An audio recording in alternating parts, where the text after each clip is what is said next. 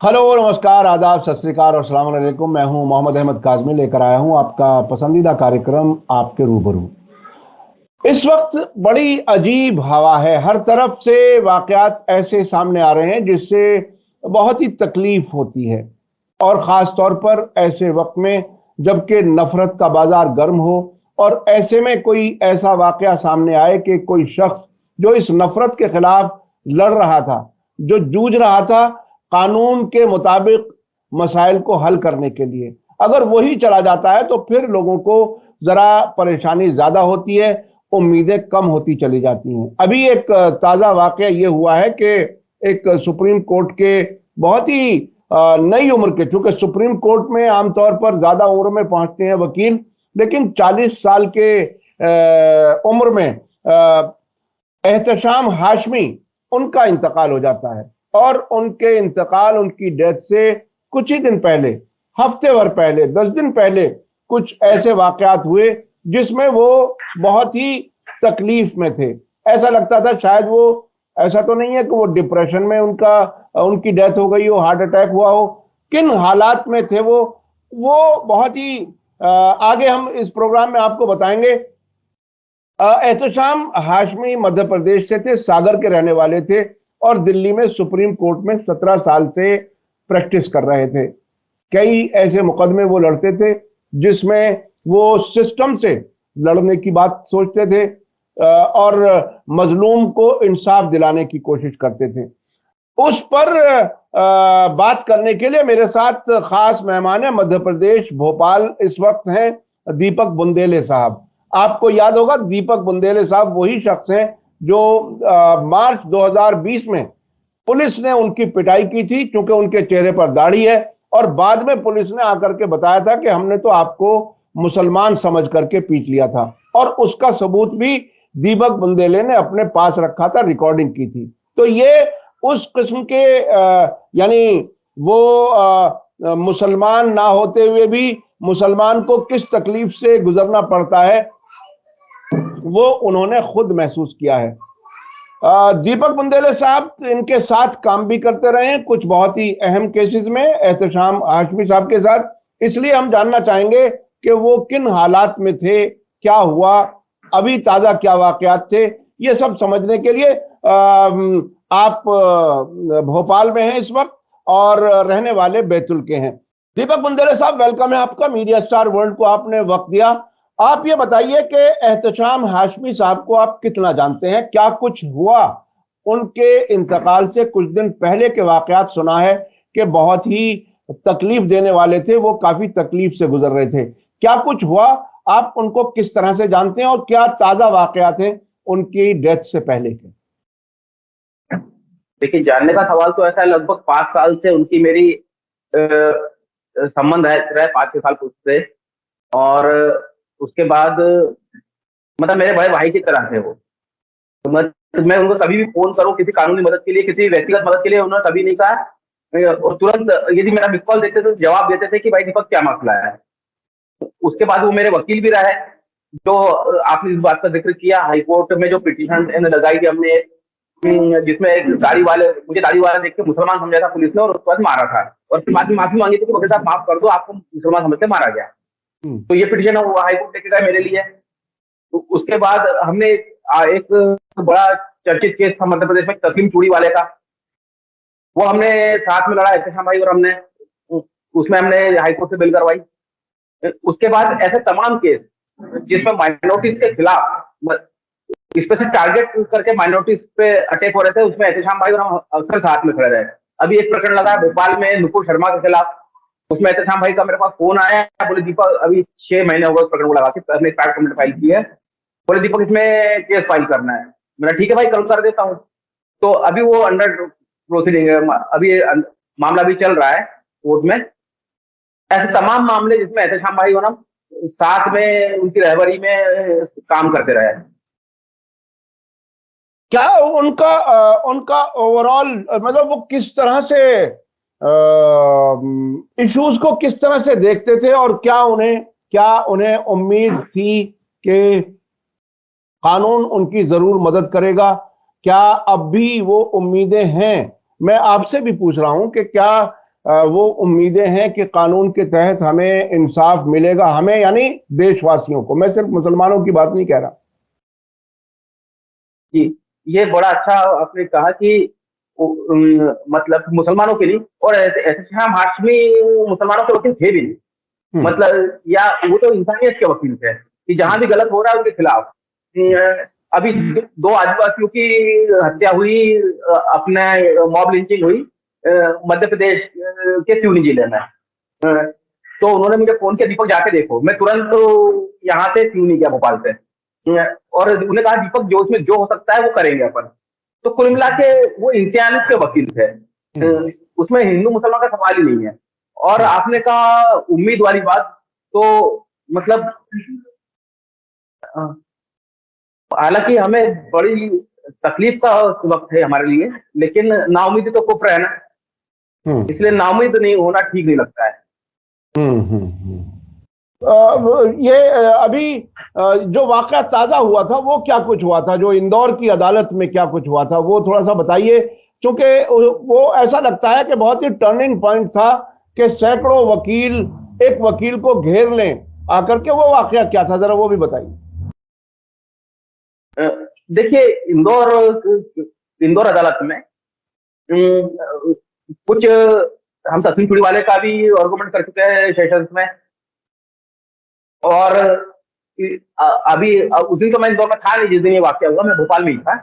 लेकिन जो उन्होंने मुझे बताया, क्योंकि एक बार भोपाल आए थे, अभी 4-5 रोज पहले वो भोपाल में थे, तो हम साथ में खाना खाने गए। उन्होंने बताया कि इंदौर में जिस तरह हालत बने, तो असल में इंदौर की जो घटना है, जिसमें एक सोनू मंसूरी नाम की एक लड़की पकड़ाई है और उसके पास से कुछ पैसे बरामद हुए, और एक नूरजहां नाम की अधिवक्ता का नाम आ रहा है, और वो लड़की को पीएफआई का एजेंट कह के पकड़ा है।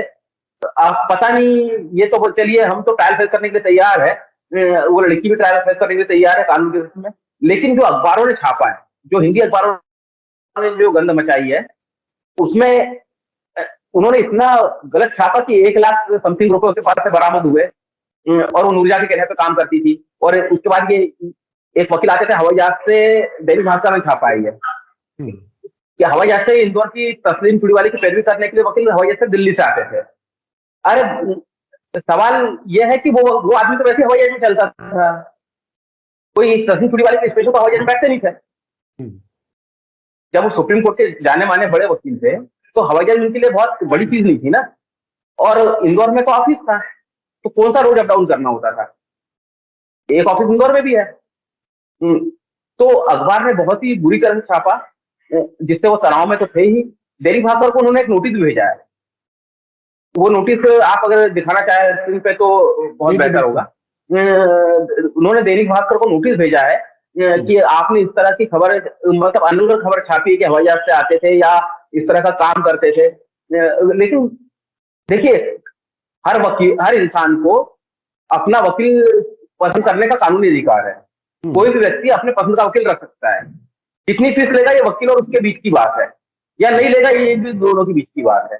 तो इसमें भास्कर या कोई दूसरा अखबार क्यों इंटरफेयर करे, हवाई जहाज से आते थे या पैदल आते थे, ये सवाल है ही नहीं ना। बिल्कुल। लेकिन ये एक चीज कहते हैं कि कील का तार बनाने वाली बात, जिससे किसी की जान भी जा सकती है। तो क्या क्या जब आप 4-5 दिन पहले मिले थे तो वो और क्या क्या बातें कर रहे थे? हम शाम को डिनर हम साथ में किया था 5-6 रोज पहले, उनका बर्थडे था अगले दिन, तो वो सागर जाने वाले थे घर। तो उन्होंने कहा दीपक मैं सागर निकलता हूँ, तो वो बाद में सागर चले गए, और हम लोग फिर 3-4 घंटे शाम को साथ में रहे भोपाल में। तो यही सब बातें थी, थोड़ा तनाव में तो थे ही कि अखबार कुछ भी छाप रहे हैं। और फिर उन्होंने कहा कि दीपक एक नोटिस बनाओ उनके लिए। मैंने कहा भाई एक काम करिए, नोटिस आप ही एक शानदार भिजवा दीजिए। तो फिर उन्होंने कहा कि मैं कल नोटिस भिजवाता हूँ, और अगले दिन उन्होंने नोटिस भिजवा दिया। वो नोटिस मैंने आपसे शेयर किया, वही वाले नोटिस की बात कर। दैनिक भास्कर को नोटिस गया था कि आप इस तरह की अनंग आपने आरोप लगाए हैं। अच्छा, वकीलों का जो ये इस तरह से भीड़ आई अदालत में, उस वक्त जज ने क्या कुछ किया, क्या हुआ उस दिन, क्या कुछ हुआ, क्या कुछ बताया? नहीं, इस मतलब ये बात जरूर चर्चा हुई थी कि मतलब क्योंकि बहुत सारे मुद्दों पे चर्चा थी, तो एक उन्होंने ये जरूर कहा था कि इतनी वकीलों की भीड़ थी, लेकिन अदालत की क्या कार्रवाई उस पर फिर उन्होंने कोई टिप्पणी नहीं की। हाँ हाँ हाँ, हमारे पास इत्तला ये है कि जज ने 2-3 बार कहा कि आप लोग बाहर चले जाओ, वो नहीं गए, और उसके बावजूद यानी ना तो वो कार्रवाई को बर्खास्त किया आइंदा किसी डेट के लिए, और बेल भी दे दी उस बजरंग दल के उस आदमी को जिसने प्रॉफिट मोहम्मद सल्लल्लाहु अलैहि वसल्लम के खिलाफ बयान दिया था, पठान फिल्म के खिलाफ जो प्रोटेस्ट थे उसमें। तो ये अदालत उस वक्त ऐसा कर सकती थी कि अगर भीड़ आ गई, बहुत ज्यादा भीड़ आ गई, कंट्रोल से बाहर थी, तो वो उसे आइंदा कोई तारीख दे सकती थी। लेकिन बहरहाल ये जज का अपना फैसला था। लेकिन क्या ये इस तरह के वाकयात अदालतों में क्या अक्सर होने लगे हैं? मजलूम के साथ कोई खड़ा होता है तो उसे वहां से हटाने की कोशिश होती है कि आप उसको डिफेंड नहीं करेंगे? नहीं, ये अक्सर तो नहीं होते हैं ये, लेकिन जब होते हैं तो किसी की जान भी चली जाती है। ये बड़ा, क्योंकि ये जो पूरा माहौल था वो उसी दिन क्रिएट हुआ, उसी दिन से अखबारों में आया, तो कहीं ना कहीं हम उससे उसको अलग करके नहीं देख सकते। फिर अखबारबाजी हुई। अब अखबार से उन्होंने क्या मुतालबा किया नोटिस भेज करके? उन्होंने 5 करोड़ रुपए का नोटिस भेजा था, और कहा था कि आपने मेरे खिलाफ अनगढ़ कार्रवाई, अनगढ़ खबरें प्रकाशित की है, जिससे आपराधिक मानहानि का एक नोटिस भेजा था उन्होंने। अच्छा, आपके अपने वाले केस में अब क्या चल रहा है, जो आपको मुसलमान समझ करके पिटाई हुई थी? क्या वो केस खत्म हो गया, अभी किस हालत में है? नहीं नहीं नहीं, अभी तो मैं आरोपी हूँ केस में। अच्छा, तो क्या कोई सुनवाई हो रही है, मेरे उसमें क्या हो मेरे रहा है? हाँ, मेरे खिलाफ प्रकरण लगा था, अभी राष्ट्रीय मानवाधिकार आयोग में तो केस चल ही रहा है उसका, जिसमें, और अभी जो मेरे खिलाफ जो प्रकरण था उसमें अभी चार्ज फ्रेम नहीं हुआ है, अभी चार्ज की स्टेज पे है, अभी चार्ज फ्रेम होने हैं उसमें, उसके बाद जो भी उचित मतलब कार्रवाई होगी फिर। अच्छा, आपने जो शिकायत की थी वो वाला मुकदमे का क्या हाल है, जो पुलिस वालों का नाम लेकर के आपने केस डाला था? अ, उसमें तो पुलिस ने एफआईआर ही नहीं की। यानी उसमें पुलिस ने एफआईआर तो नहीं पुलिस ने की? अभी तक, तो हाँ। मैं हाईकोर्ट चला गया तो मेरे खिलाफ एक एफआईआर करा। अब आपका कोई केस पुलिस के खिलाफ पेंडिंग नहीं है, नेशनल ह्यूमन राइट्स के अलावा? नहीं नहीं नहीं, अभी मेरा अभी कोई केस पेंडिंग नहीं है जो मैंने के द्वारा किया गया है। हालांकि लड़ाई अभी अधूरी है, खत्म नहीं हुई। अगर एफआईआर ही नहीं हुई तो कैसे लड़ाई होगी? एफआईआर कराने का के लिए आपने कोई अदालत से का दरवाजा खटखटाया? नहीं, मैं असल में मैं इसको इंडिविजुअल नहीं ले रहा हूँ, मतलब ये हर मुसलमान का हाल है। मैं तो मुसलमान जैसा दिखता हूँ। बिल्कुल बिल्कुल। तो अगर दिल्ली में कोई मुसलमान पीटे, कन्याकुमारी में कोई मुसलमान पीटे, कोई दलित पीटे, कोई आदिवासी पीटे, तो मेरी जिम्मेदारी है, और हम जैसे हजारों लोगों की जिम्मेदारी है वो। तो जब तक इंसाफ नहीं मिलेगा तब तक लड़ाई चलती रहेगी। अभी मैं आपको 2 दिन पुराना वाक्य बता रहा हूँ, जहां से मैं बिलोंग करता हूँ, बैतूल से। वहां पुलिस जी जी। कस्टडी में एक डेथ हो गई, लल्लू माथनकर नाम के व्यक्ति की। हाँ। मतलब पुलिस कस्टडी में हत्या हुई है, हम्म। लेकिन पुलिस कोई कार्रवाई नहीं कर रही है। तो इनकी लड़ाई भी हमारी लड़ाई है। अगर पुलिस को सरकार की सपोर्ट हो कि आप मुसलमान की पिटाई कर सकते हो, फिर आप क्या करेंगे? देखो, सरकार का सपोर्ट वो वाला सवाल बिल्कुल गलत, सरकार का सपोर्ट तो है। हाँ हाँ, तो मैं वही पूछ रहा हूं ना कि अगर अगर पुलिस सरकार का वालों को सपोर्ट है। अगर पुलिस वालों को ये यकीन हो कि सरकार हमारे खिलाफ नहीं जाएगी, सरकार हमारे साथ है, तो फिर क्या क्या आप क्या कार्रवाई करा पाएंगे? क्या वाकई अदालतें सरकार के अगेंस्ट जाकर के कुछ फैसला देंगी? बिल्कुल, हमें अदालत पे पूरा भरोसा है, कानून पे पूरा भरोसा है। सरकार आना जाना है हमें, लेकिन हम कानून से शासित है, न कि सरकार से। अच्छा, एहतेशाम हाशमी के साथ कोई ऐसा खास वाकया, कोई और कुछ चीजें ऐसी हुई हों जिसमें आप कुछ और बता सकें कि वो किस मिजाज के आदमी थे और क्या क्या आम तौर पर वो केसेस किस तरह के करते थे? सुप्रीम कोर्ट में प्रैक्टिस करने वाला वकील आमतौर पर उसको नेशनल लेवल का एक्सपोजर होता है, केसेस भी उस तरह के आते हैं, वो और किस तरह के केसेस करते थे? देखिए, अभी एनआरसी के खिलाफ पिटीशन लगी है, उसमें एहतेशाम भाई थे। उसके बाद हल्द्वानी मामला उनमें उन्होंने लड़ा, हल्द्वानी का जो डिस्प्लेसमेंट का मामला था। उसके बाद मानवाधिकारों के जो भी मामले होते थे, एहतेशाम भाई उसमें सबसे आगे नजर आते थे हमें। उसके बाद बाबरी मस्जिद के मामले में तो थे ही। ऐसे तमाम मामले जहां मतलब मजलूमों के साथ खड़े होने वाले वकील थे हुए। अच्छा, नुपुर शर्मा वाले में क्या कुछ हो रहा? नुपुर शर्मा के खिलाफ कोई पेंडिंग है केस, कुछ क्या है? ये नुपुर शर्मा वाले प्रकरण में अभी अगली डेट 15 इस महीने की 15 तारीख को अगली तारीख है उसमें, और नुपुर शर्मा के खिलाफ तो इंशाल्लाह हम जीतेंगे। और ये प्रकरण मैं लड़ रहा था भोपाल में। लेकिन मैं इस प्रकरण में समय समय से भाई से फोन करके गाइड ले लेता, भाई ये हुआ क्या करना है, अगली प्रोसीडिंग क्या है, अगली बार में क्या करेंगे। तो हम लोगों की टीम थी जो ऐसे मामलों लेके आगे जाती थी, लड़ती थी। अब हमारी टीम का मतलब एक कहते हैं ना, सेनापति नहीं रहा हमारे बीच। और बहरहाल कोई चला जाता है तो उसका जो वैक्यूम होता है वो तो होता ही है, लेकिन बहरहाल जो आप लोग हैं, अब आप लोगों को अपने कंधे पर वो जिम्मेदारियां उठानी पड़ेंगी और ये बहुत सख्त वक्त है, ये हम आप सब हमारे दर्शक सभी महसूस कर रहे हैं। और ऐसे वक्त में एहतेशाम हाशमी का जाना बहरहाल एक नुकसान है। अब हम लोग उम्मीद करते हैं कि आप भी और आपके और साथी अपने इस काम को बराबर जारी रखेंगे और जो मजलूम हैं उन्हें इंसाफ दिलाने की कोशिश करेंगे।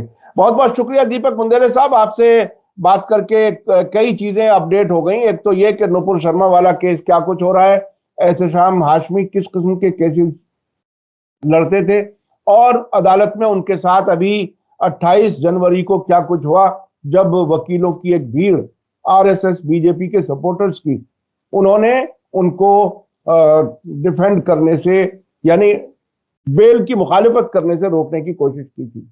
बहुत बहुत शुक्रिया दीपक बुंदेले साहब, आपने वक्त दिया कोर्ट के टाइम से बीच में निकाल करके, उसके लिए बहुत बहुत शुक्रिया। इसी के साथ मुझे दीजिए इजाजत, धन्यवाद, शुक्रिया, जय भारत, जय हिंद। मीडिया स्टार वर्ल्ड के और वीडियो देखने के लिए हमारे चैनल को सब्सक्राइब करें और सीधे नोटिफिकेशन पाने के लिए बेल आइकन दबाएं। और अगर हमारी खबर सच्ची और अच्छी लगे तो अपने व्हाट्सएप, इंस्टाग्राम, फेसबुक और ट्विटर अकाउंट पर जरूर शेयर करें।